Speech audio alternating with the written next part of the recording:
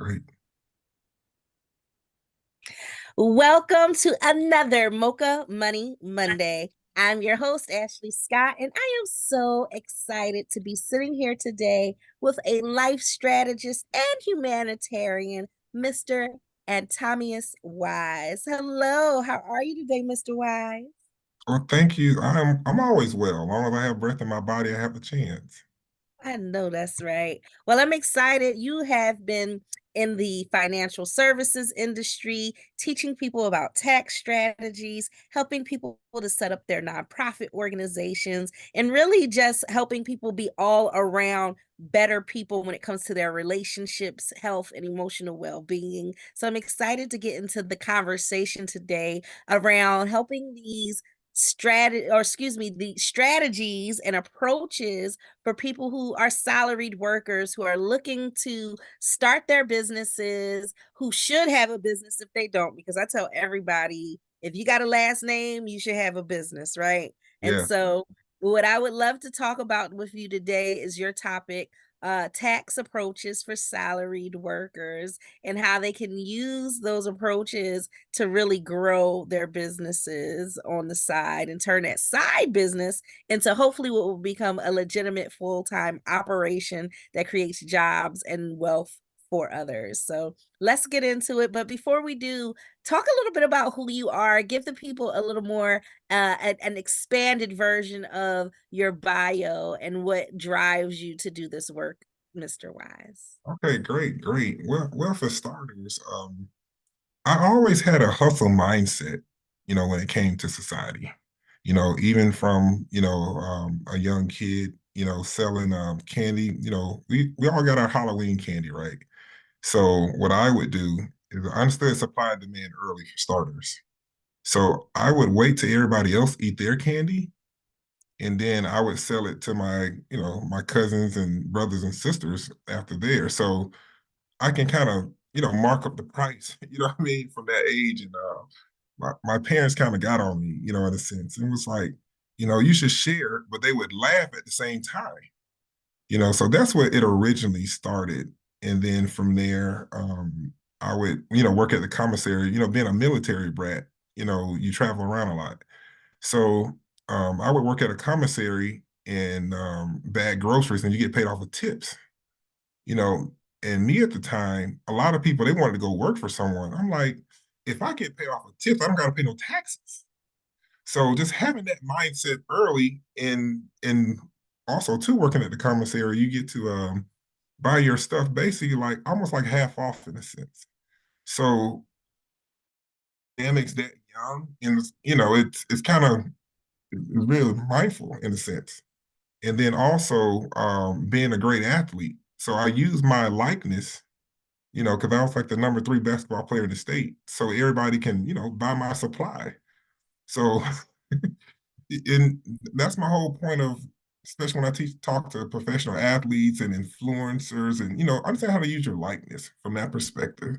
So I wasn't like I said, I really wasn't into that W-2 job where most people were like, I want to go do work at Taco Bell and get free food or McDonald's. I'm like, man, I ain't got time for that, from that perspective. And then going off to college, and I started noticing in college that they don't teach you, how to become rich, or they teach you how to work for someone.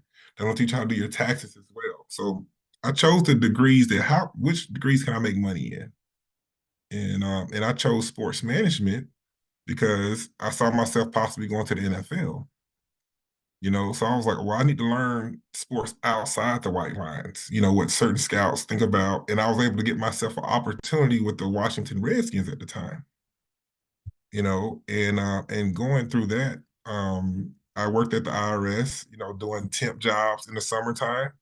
So if it was like if I'm gonna work for someone, I gotta like make it work for me in a sense. And that's what I want to, just kind of, touch on with a lot of individuals. It's like you want to get job if you got to work for someone, right? Get something where you can get something back in a certain skill if you're gonna do it. I call it going to the plantation. So and at some point, if you want to get off the plantation, you got to have a boat, a plane, train, or something.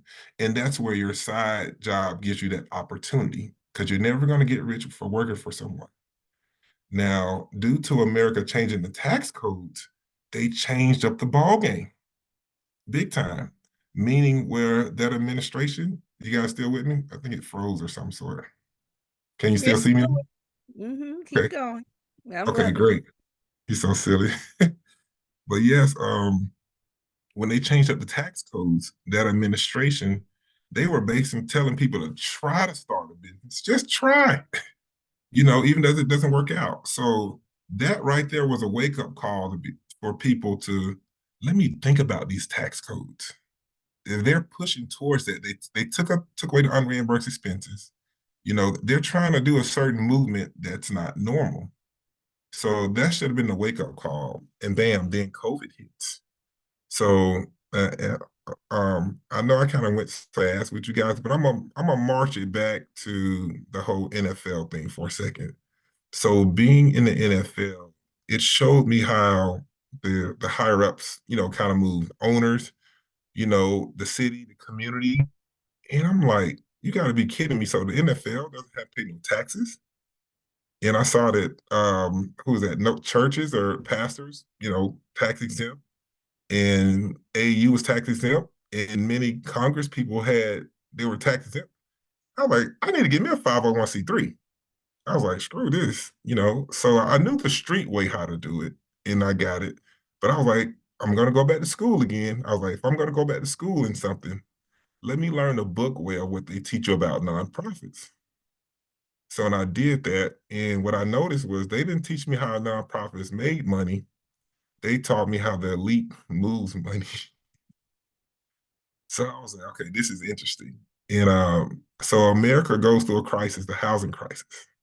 So when I started studying, wealthy people, the George Soros, the Steve Mnuchins, and the Donald Trumps, and I saw how they was buying out banks, you know, um, properties, invested in movies, and I was like, man, I'm gonna really dive into these tax codes, and and that's how I set up my kingdom, having a business, having a nonprofit, and then also having a government job in a sense. So fast forward to the recent pandemic, and and I said to myself the last time I was like, well, I'm gonna come out rich next time America has a crisis. So pandemic hits, and I see how it just takes everyone by storm. And I noticed there was four pillars of life that everyone was gonna go through: taxes, relationships, emotions, and health. So that's why I created my curriculum, based off that. And the specifically the tax portion, it went viral. Now, did I have a lot of clients as far as relationship wise? Oh yeah, yeah. I got a lot of ladies that they wanted my advice. They was like, I want to hear this from a married guy.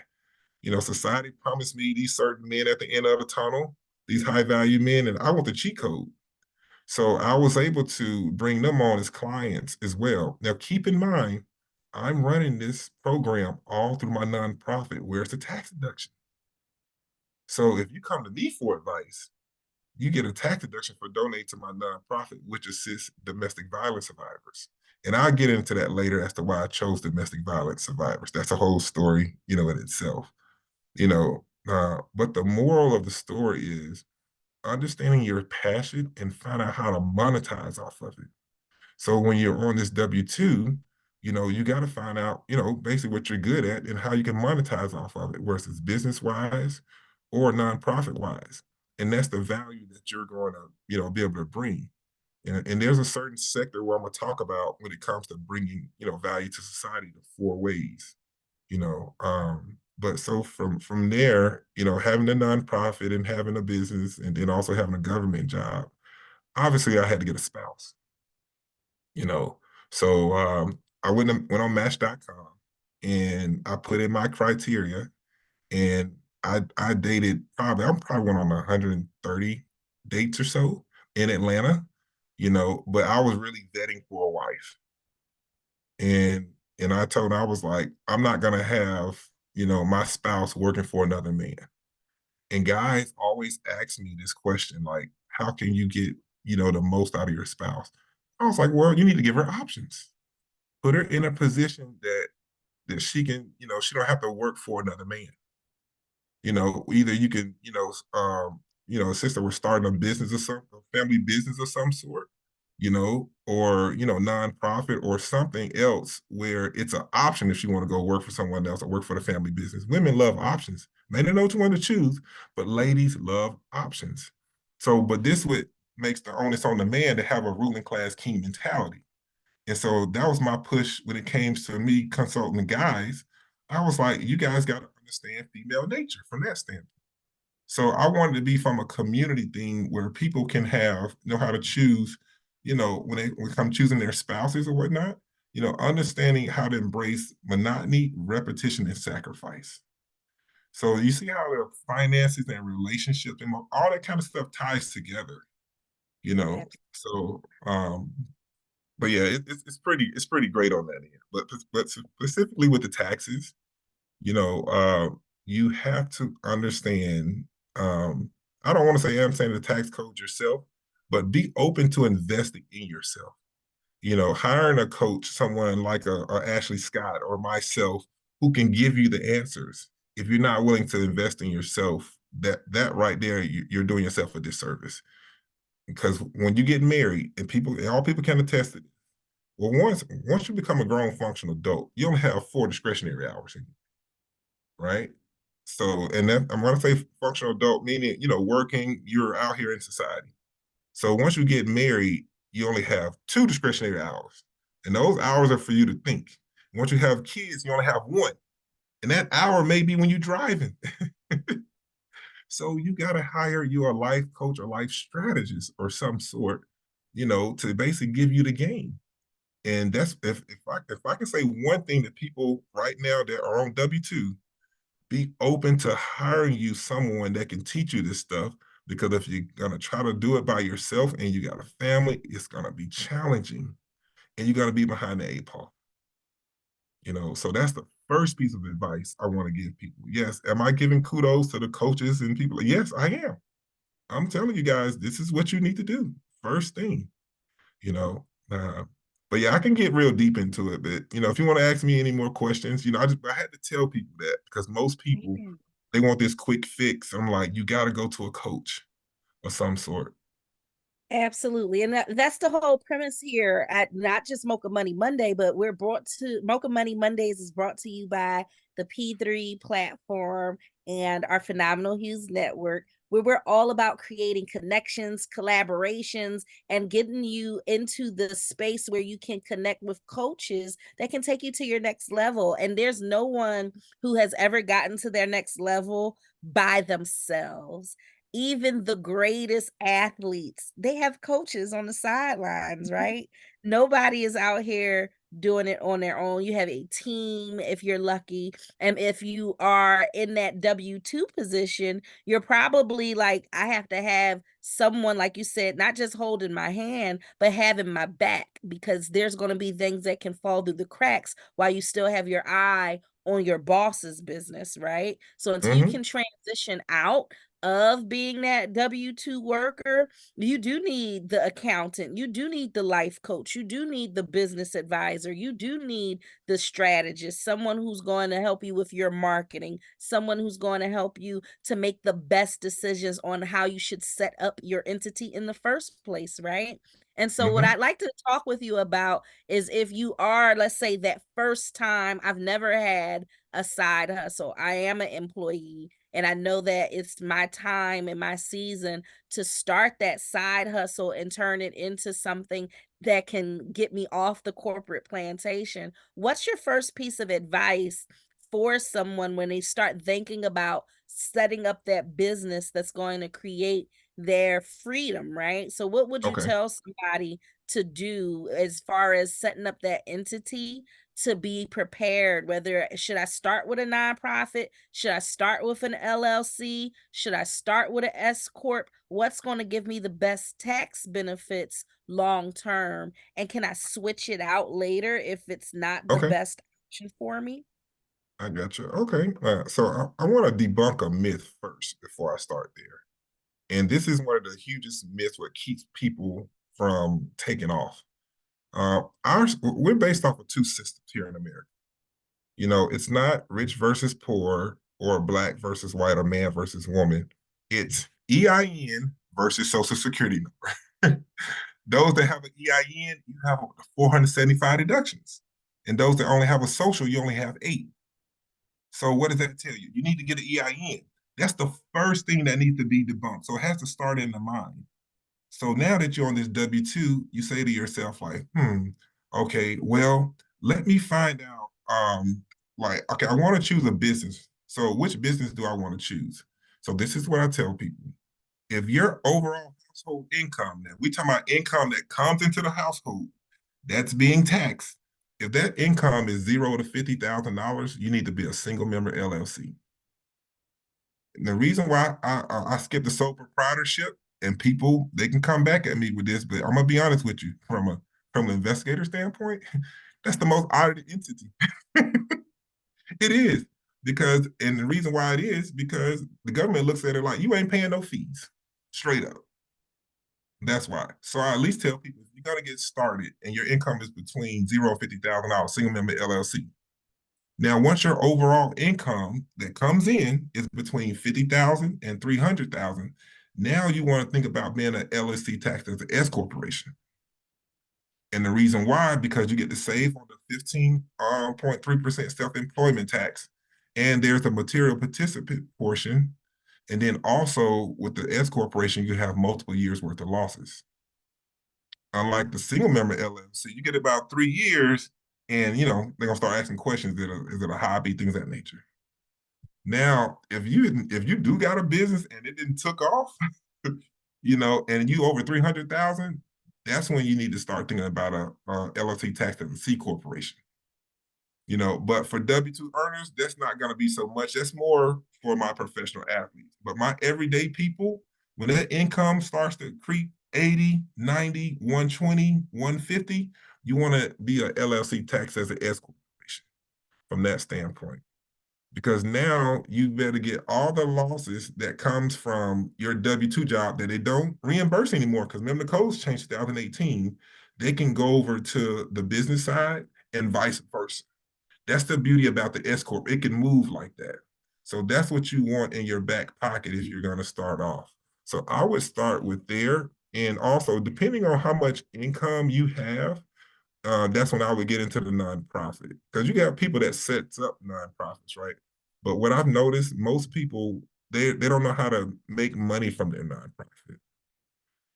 So you can get one, but if you're not like really like got your heart into it, because you got to go shake some hands with a nonprofit. You can't just say, "Oh, I do X, Y, Z." No, you got to do some volunteer work here and there. From that standpoint, because one thing about nonprofits too, it gives you the opportunity to put you around wealthy people. Because many times I get to merge people that are at the bottom and the people that are at the top with the nonprofit. By you volunteering, whatever, now you putting yourself in a position where you can network and use your mouthpiece. You know, and a lot of businesses, I tell people to start off, especially for great deductions, consulting and real estate. Those two you can kind of write. You can be very creative when it comes to deductions, because you're always running your mouth. That's consulting. Then real estate, everywhere you look, left or right, what do you see? So you can be very creative. Those are the two businesses I really tell people. If you coming out the gate, think about, going into those two businesses and whatnot.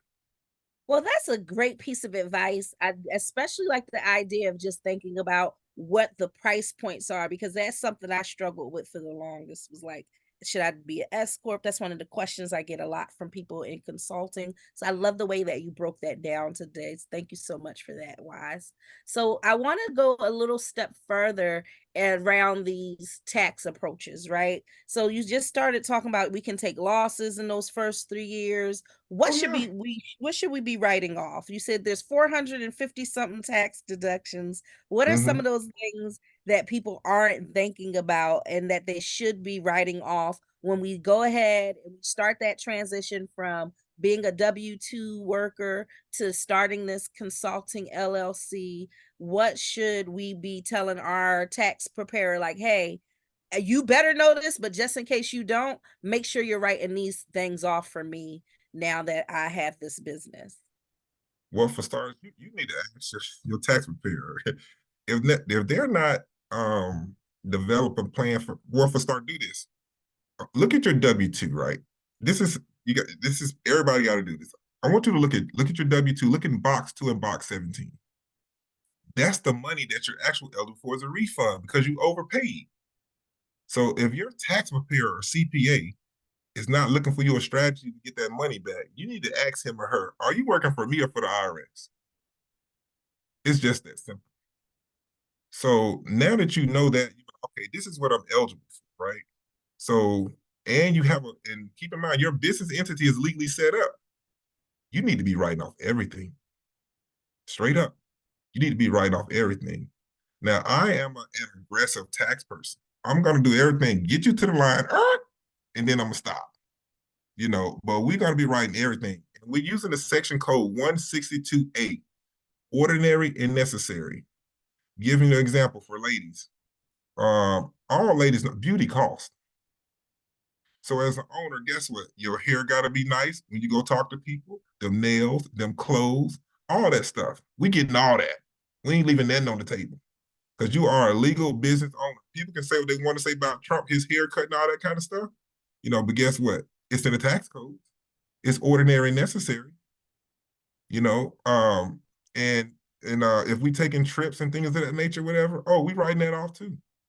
Oh yeah, we legally set up. Yep. I don't play.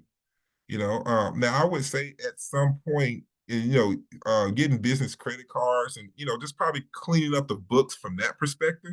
That's probably one of the things that people, should focus on. But that first year starting off, you need to write off everything it took for you to get this thing started.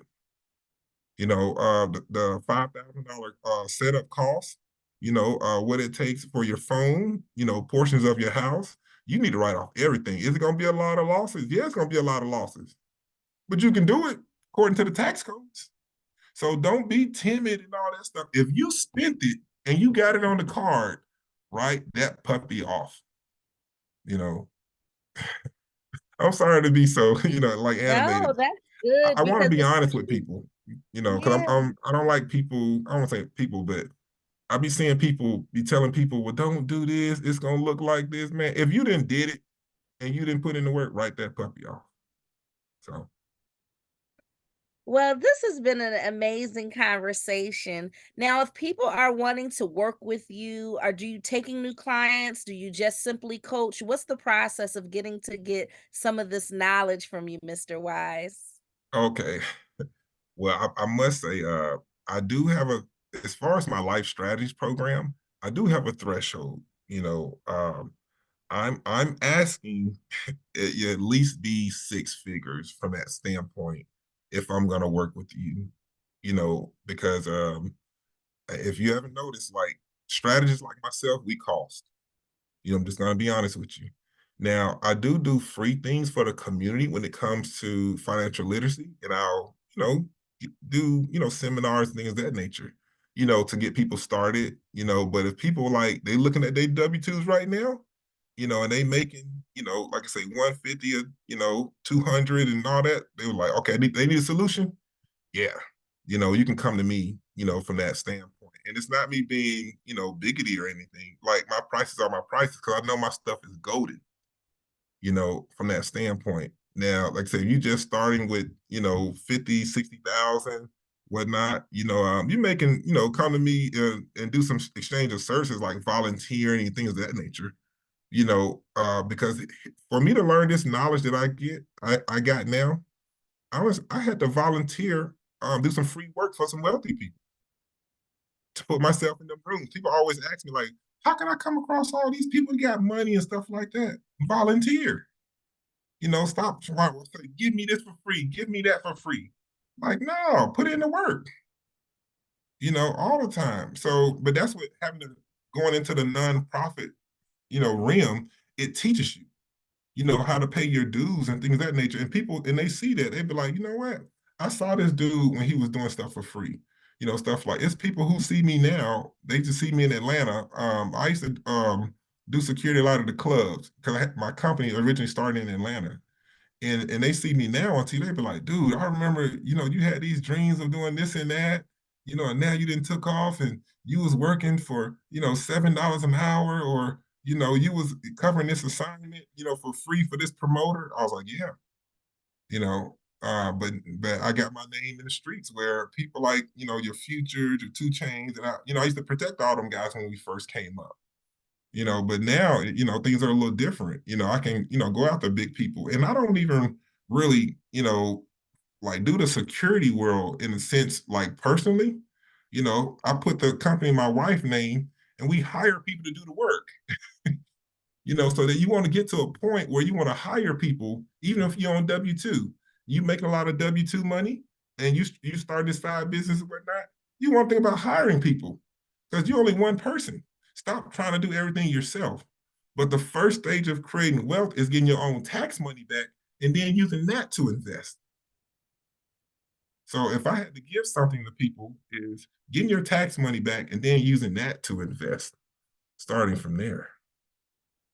I love that. So get your tax money back and invest Yes. it. And that's how you become what we like to say around here, a bankable CEO, because you have to invest in yourself Yes. financially, into your business, into your mind and mindset and mentality. And of course, you need to also invest in your health and your emotional well being because you need to be a whole entrepreneur out here in these streets. Okay. Mhm. Well, thank you so much for joining us today, Mr. Wise. You have been able to really get our minds thinking around how can we take those dollars from that W-2 job, begin to work with a tax preparer, someone who knows their stuff to be able to get those dollars back, write it all off, whether it's your cell phone, your hair, whether it's your car and your home, if you're working out of your home office, get that money back. And if you are not already someone who has